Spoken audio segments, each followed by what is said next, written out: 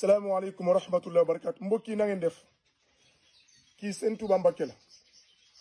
lii alquranul karim la may leen ma tuuti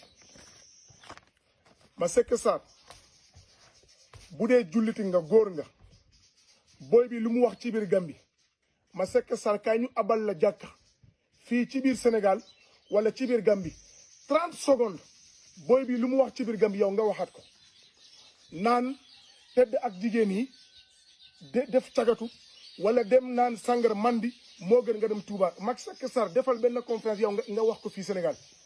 Masseck Sarr bi ma nekkoon Europe def naa recherche yu bëri ci yow mais ñu ne ma nekkoo Europe yaa ngi fii Sénégal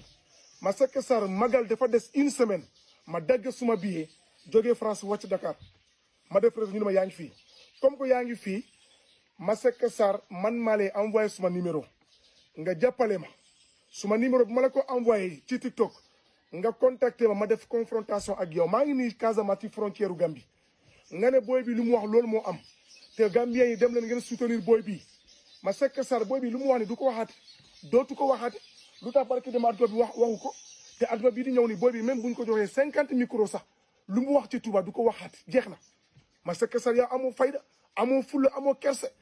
yow yaa xamul sa bopp yow yaa ngi fini Sénégal parce que nous sommes dans un pays de droit et de dialogue loolu moo tax kenn laalu la Masseck Sarr comme que yow yàlla nga gëm ak yonent bi sallallahu alayhi wa sallam Masseck Sarr bu dee Sëñ Touba moo ne nit ñi man maa yàlla boo demee ci jàkk Touba dañu ne allahu ahmad ashhadu anna ahmadu rasulullah noddu ji sax dañuy tudd Sëñ Touba Mbacké kenn mënu ci dara mais boo demoo Touba Mbacké dañu ne allahu akbar ashhadu an la ilaha illallah wa ashhadu anna muhammadan rasulullah Masseck Sarr naa fekk nga yow ñaata jàkk ñoo nekk Touba Mbacké plus de 200 mosuñu fa tudd tuuru Sëñ Touba Mbacké Masseck Sarr ay kulum wala ahadu murit yi am nañ xam-xam boo di fii alquran def ci tuuru Sëñ Touba Mbacké xanaa yow bu ñuy naafila ci grande mosquée de Touba doo ko dégul nit ñi di fa joy di jàng alquranul karim kan moo musa ne acca nañu taxawal julli ñu tudd fa tuuru Sëñ Touba Mbacké Sëñ Touba fan la bind man maa yàlla nit bu jógee naan man maa yàlla yéen li yaxalika man xalaka am man maa ubbi alquran bi sootul anfal yasalunaka anil anfal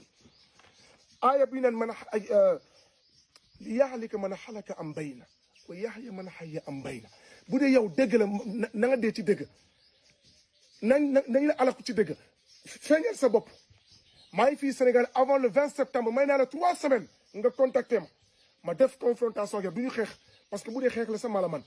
mais du ñu xeex dama bëgg a def confrontation ak yow li ngeen gëm baynanaa wa baynakum adilla wal kutub ñu naan baynanaa wa baynakum al ilm wal amal xam-xam ak jëf ju baax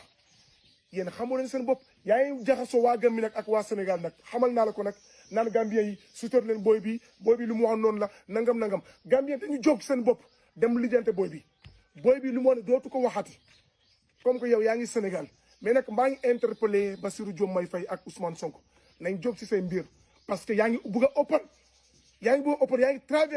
yaa ngi traversé frontière réew mi dem encouragé xale yi nekk Gambia ñiy saaga Sëñ Touba Mbacké di leen encouragé et puis fu may daanale suma wax bi mooy lan man maa la fekkee ci TikTok di fa duul ma ñëw ma ubbi suma compte yaa ngi woon ay 80 000 abonnés ma ñëw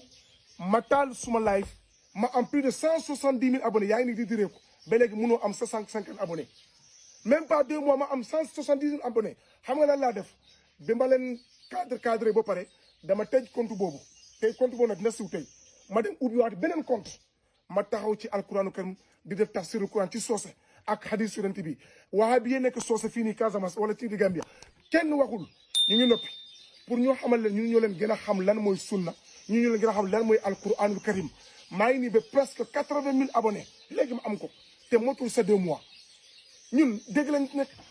alquran mu ngi nii hadis mu ngi nii sunu kilifa de lu ñu bind mu ngi fii dootul fay ci àdduna